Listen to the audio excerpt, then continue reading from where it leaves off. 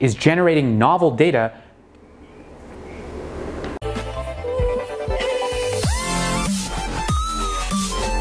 Hello world, it's Siraj, and today we're going to learn about a special type of neural network called an autoencoder. Then we're going to implement our own autoencoder using TensorFlow to generate handwritten digits. An autoencoder is a simple type of neural network with only 3 layers. It's got an input layer, a hidden layer, and an output layer, just like your mom. Just kidding. What makes an autoencoder special is that the output neurons are directly connected to the input neurons, and the goal is to get the output values to match the input values. So if I added an image of a dog to the input layer, the output layer would then output that same image. When we input that image, it's a vector in n-dimensional space, which is sent to the hidden layer after some activation function is applied to it. This reduces it to an m-dimensional space, so there are less dimensions. This process is called dimensionality reduction, and it happens in every neural network. So we can think of the first layer of the network as the encoder, since it's compressing data, and the last part as the decoder, since it tries to reconstruct the original input from the smaller representations in the hidden layer. So when do we use autoencoders? All day, all day. Well, one use case is data compression, kind of like creating a zip file for some data set that you can later unzip. Another is image search, where you search Google using an image as your search query instead of text. It's very likely that Google is using autoencoders to help fuel this use case. Whenever one of Google's bots is crawling the web and finds an image, it'll compress it using an autoencoder. That would mean Google would have all of its indexed images compressed in the form of an easily searchable array. Whenever you search for a new image, it'll compress it and find all the points nearest to it in the compression space, since there is less noise, then rank them according to their similarity. There's also the one-class classification use case. That's when we only have a data set with a single class, which is called the target class. When we feed it to an autoencoder, it'll learn to detect objects of that class. When it receives an object that doesn't fit that class category, it'll detect it as an anomaly, whether it's a deadly virus or a fraud attempt, system downtime, or someone who actually doesn't play Pokemon Go. That's right. Autoencoders are for you. And if you want to train a deep network, you could use what's called a stacked autoencoder. That is a set of autoencoders where the outputs of each layer are wired to the inputs of the successive layer. Once you train it on some data set, you can use those weights to initialize your deep net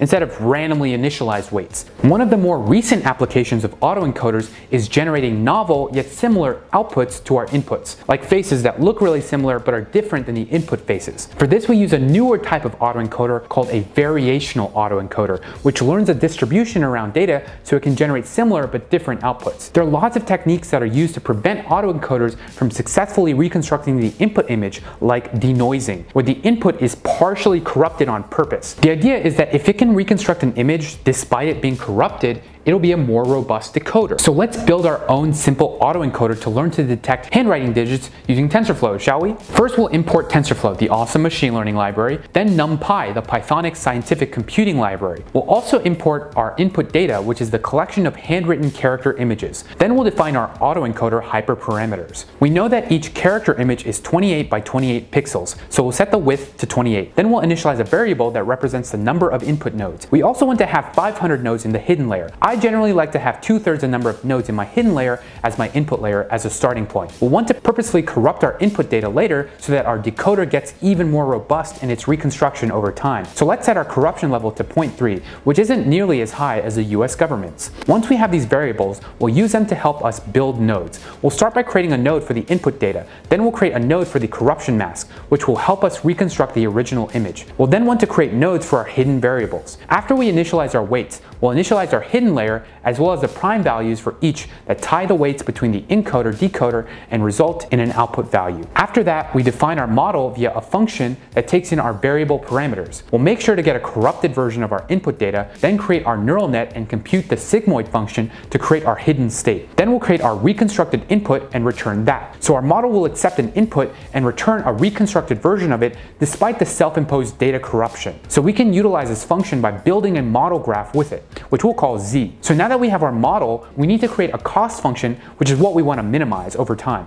The more we minimize it, the more accurate our output results will be. Then we want to create a training algorithm, which we'll call trainOp, and use the classic gradient descent algorithm to help train our model, which takes the cost function as a parameter so it can continuously minimize when we train it. Before we start training our model, we need to load our data, so let's read from our local directory. We'll set onehot to true, which is a bitwise operation that will make computation faster, then initialize the variables for our images and labels variables for both our training and testing data. Finally, we'll begin our training process by initializing a TensorFlow session. We'll initialize all of our variables first, then begin our for loop, which will iterate 100 times. For every image and label, we will retrieve an input, then create a mask using the binomial distribution of our input data and use that as the parameter to run our TensorFlow session using the training algorithm we defined earlier. We'll calculate a mask for the outer loop as well and print out the results as we go along. Let's take a look at the results. We can see our score gets better and better over time with training, and eventually our neural net is able to reconstruct and classify handwritten characters. For more information, check out the links down below and please subscribe because